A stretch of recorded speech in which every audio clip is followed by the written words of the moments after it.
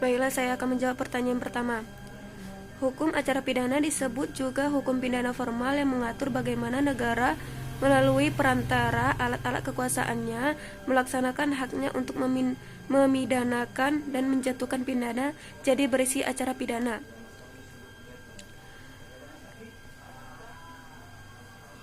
Kenapa hukum acara pidana dibutuhkan dalam proses penegakan hukum?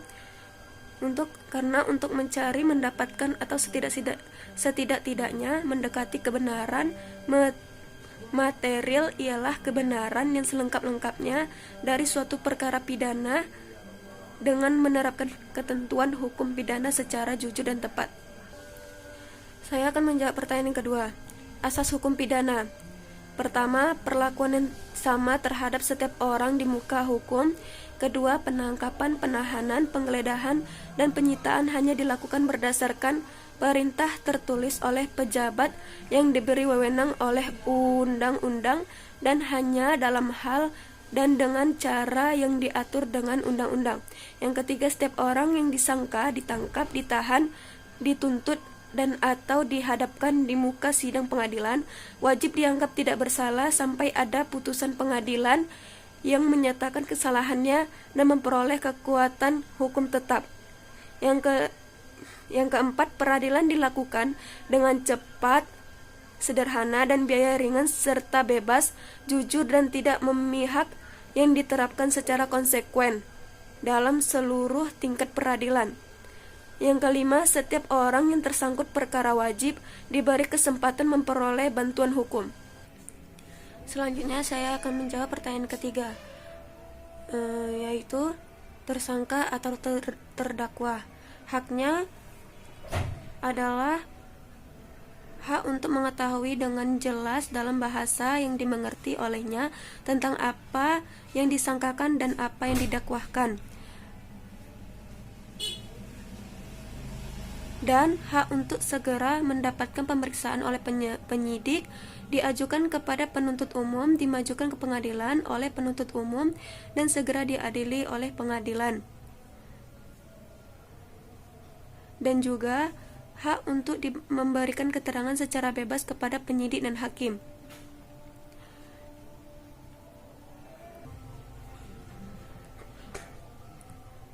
Yang kedua yaitu advokat. Haknya adalah berhak menghubungi tersangka sejak saat ditangkap atau ditahan pada semua tingkat pemeriksaan menurut tata cara yang ditentukan dalam KUHP. Advokat berhak untuk tidak didengar isi pembicaraannya dengan klien. Advokat berhak menerima turunan berita acara pemeriksaan untuk kepentingan pembelaannya. Yang ketiga, penyelidik dan penyidik. Penyelidik adalah pejabat polisi negara Republik Indonesia yang diberi wewenang untuk melakukan penyelidikan. Penyidik adalah pejabat polisi negara Republik Indonesia atau pejabat pegawai negeri sipil tertentu yang diberi wewenang khusus oleh undang-undang untuk melakukan penyidikan. Berikutnya, penuntut umum. Penuntut umum adalah jaksa yang diberi wewenang oleh undang-undang untuk melakukan penuntutan dan melaksanakan penetapan hakim. Kewenangan penuntut umum berdasarkan pasal 14 KUHP meliputi: yang pertama, menerima dan memeriksa berkas perkara penyelidikan dan penyidik atau penyidik pembantu. Yang kedua, membuat surat dakwah. Yang ketiga, melimpah perkara ke pengadilan. Dan yang kelima, melakukan penuntutan. Berikutnya, saksi. Saksi adalah orang yang dapat memberikan keterangan guna kepentingan penyidikan, penuntutan, dan peradilan tentang sesuatu perkara pidana yang ia dengar sendiri, ia lihat sendiri, dan ia alami sendiri. Yang terakhir adalah hakim. Kedudukan hakim diatur melalui Undang-Undang Kekuasaan Kehakiman.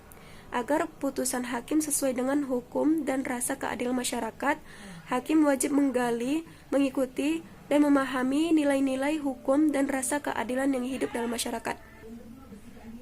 Selanjutnya, jawaban nomor 4. tertangkap tangan.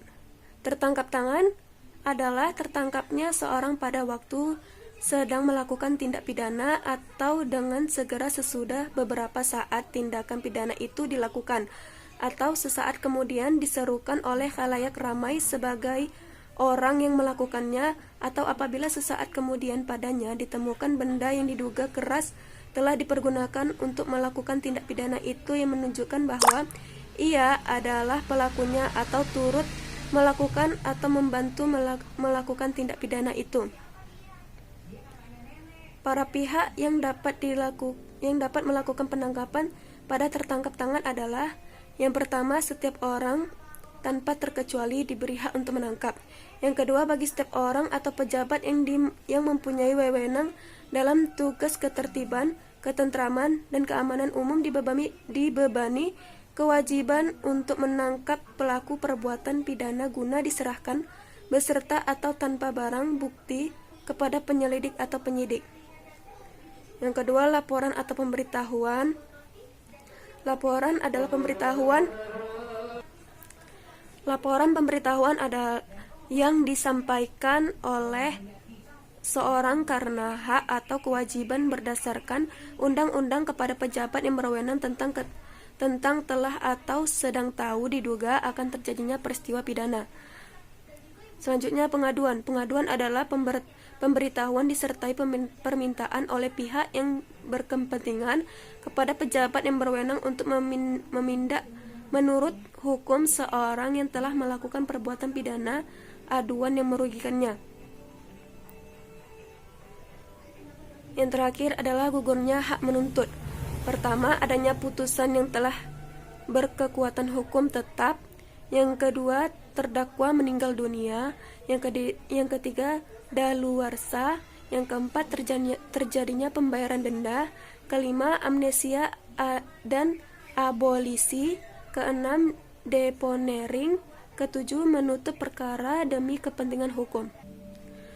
Jawaban nomor 5, yang terakhir, perbedaan penyelidik dan penyidik. Penyelidik adalah merupakan pintu gerbang masuknya perkara pidana.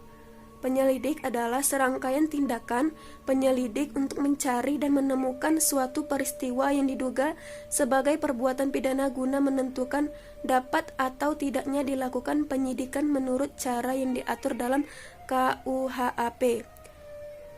Sedangkan penyidikan adalah serangkaian tindakan penyidik dalam hal dan menurut cara yang diatur dalam KUHP untuk mencari serta mengumpulkan bukti yang dengan bukti itu membuat terang tentang pembuatan pidana yang terjadi dan guna menemukan tersangkanya. Sekian, terima kasih. Wassalamualaikum warahmatullahi wabarakatuh.